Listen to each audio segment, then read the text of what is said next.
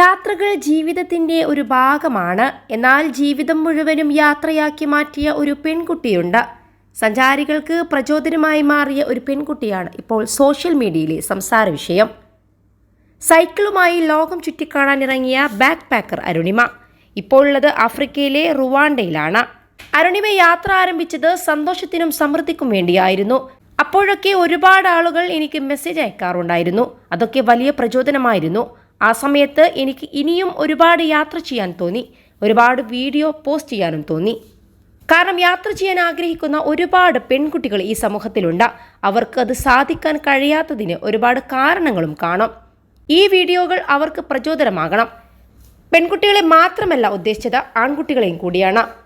പക്ഷേ ഇങ്ങനെയുള്ള സാഹചര്യങ്ങൾ നമ്മുടെ കേരളത്തിൽ കൂടുതലും നേരിടുന്നത് പെൺകുട്ടികൾ തന്നെയാണ്. ഇന്നും നമ്മുടെ സമൂഹത്തിൽ ഒരു മേൽക്കായ്മ നിലനിൽക്കുന്നുണ്ട്. പെൺകുട്ടികൾ എപ്പോഴും പിതാവിൻ്റെയോ അല്ലെങ്കിൽ സഹോദരന്മാരുടെയോ, വിവാഹം കഴിഞ്ഞാൽ ഭർത്താക്കന്മാരുടെയോ അനുവാദം വാങ്ങേണ്ട ഒരു സാഹചര്യമാണ്. എൻ്റെ വീഡിയോകൾ കണ്ട പല പെൺകുട്ടികളും എന്നെ കാണാൻ വന്നിട്ടുണ്ട്. പല കുട്ടികളും വീട്ടുകാർക്ക് എൻ്റെ വീഡിയോകൾ കാണിച്ചു കൊടുക്കുകയും ചെയ്യുന്നുണ്ട്. +2 ഡിഗ്രി കഴിഞ്ഞവർക്ക് വേൾഡ്സ് ഫസ്റ്റ് AR/VR ക്ലാസ് റൂമിലൂടെ സ്മാർട്ട് ഫോൺ എഞ്ചിനീയർ ആവാം. കൂടുതൽ അറിയാൻ വിളിക്കൂ ബ്രിഡ്കോ ആൻഡ് ബ്രിഡ്കോ. യാത്രയുടെ തുടക്കത്തിൽ ഹിച്ച് ഹൈക്കിംഗ് രീതി തുടർന്നത് കയ്യിൽ പൈസ കുറവായതുകൊണ്ടാണ്. പിന്നീട് അതൊരു ഹരമായി. അതിൽ നിന്നും കിട്ടിയ അനുഭവം മറ്റെവിടെയും കിട്ടിയില്ല. കാരണം റോഡിലൂടെ കടന്നു പോകുന്ന ഒരു വാഹനത്തിന് കൈ കാണിക്കുമ്പോൾ യാതൊരു മുൻപരിചയമില്ലാത്തയാളായിരിക്കും വാഹനത്തിലുണ്ടാവുക. അപ്പോൾ അവർ നമ്മളെ ശ്രദ്ധിക്കുന്നുണ്ടെന്നും സഹായം ചെയ്യാൻ മനസ്സ് കാണിക്കുകയും ചെയ്യുന്നുണ്ടെന്നും മനസ്സിലാകും. അല്പസമയത്തെ യാത്ര കൊണ്ടുതന്നെ ഞാനും അവരുടെ കുടുംബം പോലെയാകുന്നു. ഇപ്പോൾ ഇന്ത്യയിലാണെങ്കിലും നടക്കുന്നത് സമാനമാണ്. ഞാൻ സുരക്ഷിതയാണെന്ന് ഉറപ്പിച്ചതിന് ശേഷം അവർ മടങ്ങാറുള്ളൂ. ചിലർ എന്നെ അവരുടെ വീടുകളിലേക്ക് ക്ഷണിക്കാറുണ്ട്. പല വീടുകളിലും അത്തരത്തിൽ ഒരാഴ്ചയോളം വരെ താമസിച്ചിട്ടുമുണ്ട്. ഇപ്പോൾ ട്രെയിനിലോ ബസ്സിലോ ഒരുമിച്ച് യാത്ര ചെയ്യുന്നവരോട് മിണ്ടിയില്ലെങ്കിൽ പോലും ഹിച്ച് ഹൈക്കിംഗ് ചെയ്യുന്ന ആളുമായി നമ്മൾ ഒരുപാട് നേരം സംസാരിക്കും. അധികം സംസാരിക്കാത്ത ഒരാളാണ് ലിഫ്റ്റ് തരുന്നതെങ്കിൽ പോലും അവർ എവിടെയാണ്, എന്താണ്, ആരാണ് എന്നൊക്കെ ചോദിക്കും. അപ്പോൾ അവിടെ ഒരു ആശയവിനിമയം നടക്കുന്നു. നമുക്ക് പരിചയമില്ലാത്ത സ്ഥലത്ത് പോയി ലിഫ്റ്റ് ചോദിക്കുമ്പോൾ അവിടുത്തെ ആളുകളെക്കുറിച്ച് ഏകദേശം ഒരു ധാരണയും ലഭിക്കും. ആദ്യമൊക്കെ പലരും കളിയാക്കിയിരുന്നു. എന്നാൽ ഇപ്പോൾ അത് കേൾക്കുമ്പോൾ അത് ശ്രദ്ധിക്കാറില്ല. കാരണം കളിയാക്കുന്നവർ ഒരു തവണ പോലും ലിഫ്റ്റ് ചോദിച്ച് യാത്ര ചെയ്യാത്തവരായിരിക്കും. കഴിഞ്ഞ 3.5 വർഷത്തിലേറെയായിട്ട് താൻ യാത്ര നടത്തി വരികയാണ്. അതിനു മുൻപ് ചെയ്ത യാത്രകൾ എന്നും പറയുന്നത് 10 ദിവസം, ഒരാഴ്ച എന്ന രീതിയിലായിരുന്നു. മുൻപ് പാർട്ട് ടൈം ജോലികൾ ചെയ്തിട്ടുണ്ട്.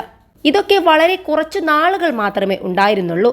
എനിക്കങ്ങനെ ഒരു സ്ഥലത്ത് ഇരുന്നുള്ള ജോലികൾ ചെയ്യാൻ ബുദ്ധിമുട്ടാണ്. ജോലി ചെയ്ത് കിട്ടുന്ന പണം കൂട്ടിവെച്ചാണ് യാത്രകൾ തുടങ്ങിയത്. പിന്നീടാണ് സോഷ്യൽ മീഡിയയിൽ നിന്നും വരുമാനം ലഭിച്ചു തുടങ്ങുന്നത്. ഇനിയും യാത്രകൾ തുടരും. എനിക്ക് ഏറ്റവും ഇഷ്ടമുള്ളത് സൈക്ലിംഗ് തന്നെയാണ്. സൈക്ലിംഗ് ഒരു വികാരം തന്നെയാണ്.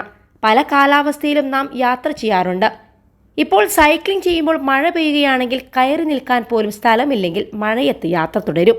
ഒരു വിജനമായ സ്ഥലത്തിലൂടെ യാത്ര ചെയ്യുമ്പോൾ എല്ലാം ശ്രദ്ധിക്കും. പിന്നെ ആ വഴിയിലൂടെ യാത്ര പോയാലും മറക്കില്ല.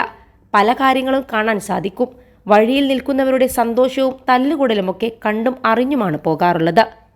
21 ലക്ഷത്തോളം സന്തുഷ്ടരായ ഉപഭോക്താക്കളും 2 ലക്ഷത്തോളം തിമിര ശസ്ത്രക്രിയകളും പൂർത്തിയാക്കിയ മലബാറിലെ ഏക കണ്ണാശുപത്രി Al Salama high hospital, hospital road, Perinthalmanna. ഇതൊരു അടിപൊളി അനുഭവം തന്നെയാണ്. ഇതിനെല്ലാം എനിക്ക് പിന്തുണ നൽകുന്നത് എൻ്റെ കുടുംബം തന്നെയാണ്. എൻ്റെ ഇഷ്ടങ്ങൾക്ക് കുടുംബം എതിര് നിൽക്കാറില്ല.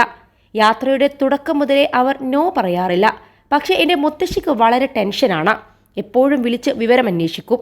എന്നാൽ ചില സ്ഥലങ്ങളിൽ 2 ദിവസത്തിൽ കൂടുതൽ റേഞ്ച് ലഭിക്കാറില്ല. തൊട്ടടുത്ത ദിവസം അറിയുന്നത് മുത്തശ്ശി ആശുപത്രിയിലാണെന്നാണ്.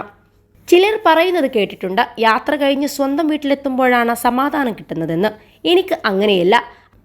അങ്ങനെ ഉണ്ടാകരുത്. അങ്ങനെയൊരു കംഫർട്ട് സോൺ ഉണ്ടാകരുതെന്നാണ് ആഗ്രഹം. ഞാനൊരു അനാഥയായ വ്യക്തിയെപ്പോലെയാണ് യാത്ര ചെയ്യാറുള്ളത്. ചെറുപ്പം മുതൽക്കേ കുടുംബവുമായി അത്ര അടുപ്പമുള്ള വ്യക്തിയല്ല. അവർ എന്നെ ഒന്നിനും തടഞ്ഞിട്ടുമില്ല. മറ്റുള്ള രക്ഷിതാക്കളിൽ നിന്നും എൻ്റെ അച്ഛനും അമ്മയും വേറിട്ടാണ് നിൽക്കുന്നതെന്ന് എനിക്ക് തോന്നാറുണ്ട്. ഞാൻ അതിൽ ഭാഗ്യവതിയാണ്. എൻ്റെ യാത്രകളിൽ ഒരുപാട് തവണ പെപ്പർ സ്പ്രേകൾ ഉപയോഗിച്ചിട്ടുണ്ട്. കേരളം, സിക്കിം, ഒഡീഷ, കശ്മീർ എന്നിവിടങ്ങളിൽ ഉപയോഗിച്ചിട്ടുണ്ട്. ഇന്ത്യയിൽ യാത്ര ചെയ്യുമ്പോഴാണ് ഏറ്റവും കൂടുതൽ സുരക്ഷയ്ക്കായി സാധനങ്ങൾ കയ്യിൽ കരുതിയിട്ടുള്ളത്.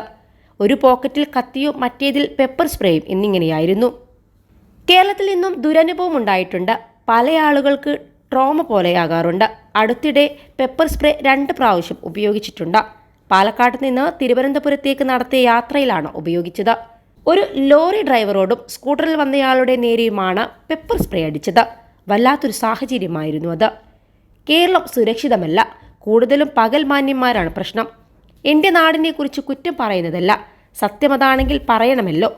എൻ്റെ അനുഭവങ്ങളാണ് ഞാൻ പറയുന്നത്, അല്ലാതെ കേട്ടറിവിൽ ഒന്നും പറയാറില്ല.